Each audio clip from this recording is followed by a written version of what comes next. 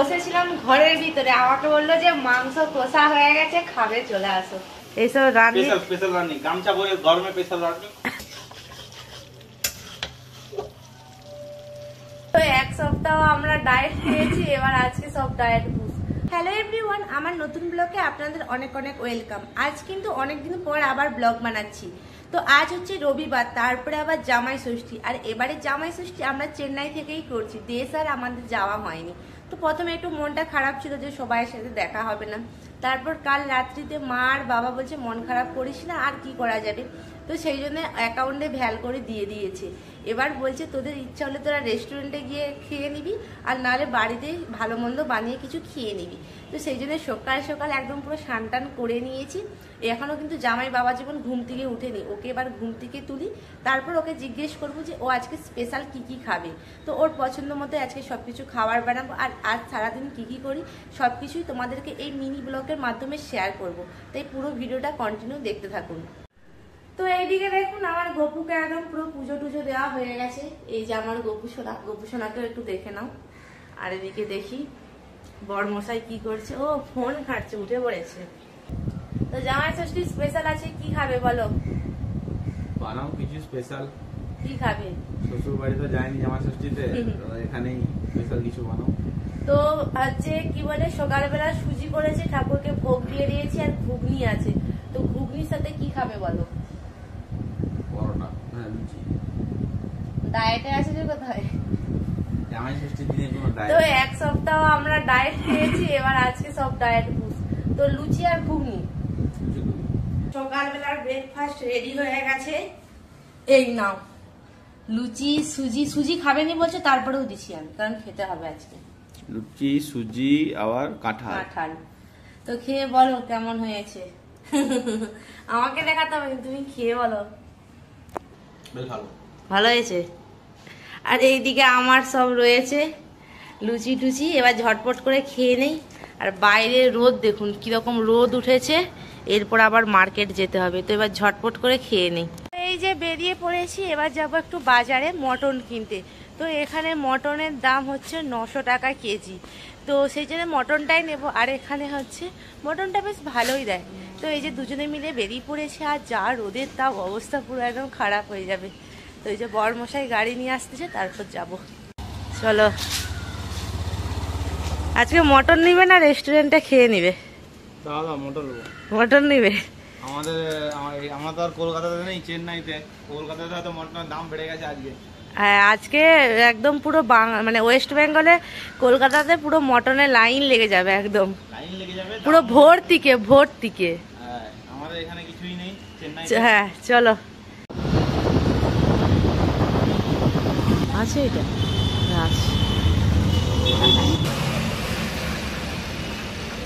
কত দিছ? 500 টাকা। মাংস বেশি নেই বলো? বেশি নেই, লাস্টের দিকে একটু হাড্ডি দিছে। মাংস নেই। মাংস দিছে তো এই যে মটন টটন কিনে নিয়ে চলে এসেছি। আর আজকে মটন দোকানে এত ভিড়, প্রথমে আমরা 3টে দোকানে ঘুরেছি, মটন মানে ভালো পিস নেই বলে তাই দেখে দেখে পালিয়ে এসেছি। শেষকালে একটা দোকানে যেও ঢুকেছি, একদম শেষে গিয়েছি, মানে ভালো পিসও দেয়নি। তো দেখা যাক, বড়মশাই মাংস ধুচ্ছে, কেমন পিস দিয়েছে দেখি। পিস দিছে মোটামুটি, খুব খারাপও নয়, খুব ভালো মানে খুব খারাপও নয়, মোটামুটি বেশি, একটু দুটো হাড় বেশি দিয়ে দিয়েছে আর কি, একটা দুটো হাড় দিয়ে দিয়েছে। হ্যাঁ, বাকি কত টাকা করে নিয়েছে? 900 টাকাই নিয়েছে। আমাদের মানে কলকাতাতে আছে এখন জামাই ষষ্ঠীর জন্য 900 টাকা, নাহলে 700 টাকা করে নেয়। আর আমাদের এইখানে সব দিনেরই 900 টাকা। দেখো জামাই ষষ্ঠী উপলক্ষে, ঠিক আছে, মাংসটা তুমি আজকে রান্না করো, কারণ তোমার হাতের মাংস খেতে আমার দারুণ লাগে। তো ওই আজকে রান্না করবে, আমি জোগাড় টোগাড় করে দেবো। এখন এই যে মাংস ধুচ্ছে, কি গো বলবে তো, রান্না করবে তো? করতে হবে, একটু অ্যাটিটিউড দেখাচ্ছে আর কি, ভালো রান্না করতে পারে তো। তো এই যে আমাদের এই গরমের মধ্যে গামছা গায়ে দিয়ে রান্না বান্না চলছে। এটা কিসের মশলা? মটনের মশলা দেখো, শুধু কালারটা। মটনের মশলা। এইদিকে দেখো, এইদিকে বেগুন আর পটল ভাজা হচ্ছে। মশলাটা কিন্তু সেই এসছে, মশলা হয়ে গেছে এইবারে এই যে এইখানে মটন এই যে সেদ্ধ করেছে। সরো সরো সরো সরো রাখো। আচ্ছা না, মটন সেদ্ধ করে নিয়েছে বাবা। এইসব রান্না স্পেশাল রান্নি গামছা পরে গরমে স্পেশাল রান্নি। আমার নাক জ্বালা জ্বালা করছে। মানে একটু সব রকমের মশলা দিয়ে, হলুদ তুমি দাওনি, তুমি যে বললে হলুদ দিয়েছো। জল এই যে দেখুন হলুদ হয়ে গেছে, মাংস সাদা। এবার লাল হয়ে যাবে। এবার এটা কি করবে? একটু কষিয়ে জলটা দিয়ে দেবো, ওই মটনের সিদ্ধ জলটা দিয়ে। মানে এই সিদ্ধ জল দিয়েই রান্না করবে? সিদ্ধ জল দিয়ে রান্না। একটু মটনটাকে হালকা কষিয়ে নেবো মশলার সঙ্গে। আচ্ছা, ঢাকা দিয়ে 8-10 মিনিট, তারপরেই জল দিয়ে তুলবো ঝোল ঝোল টাইপের।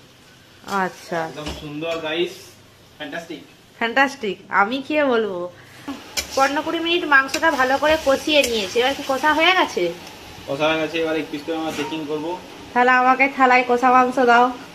এরকম আমার যখন বাবা রান্না করে আমি এরকম চেয়ে চেয়ে কষা মাংস খাই।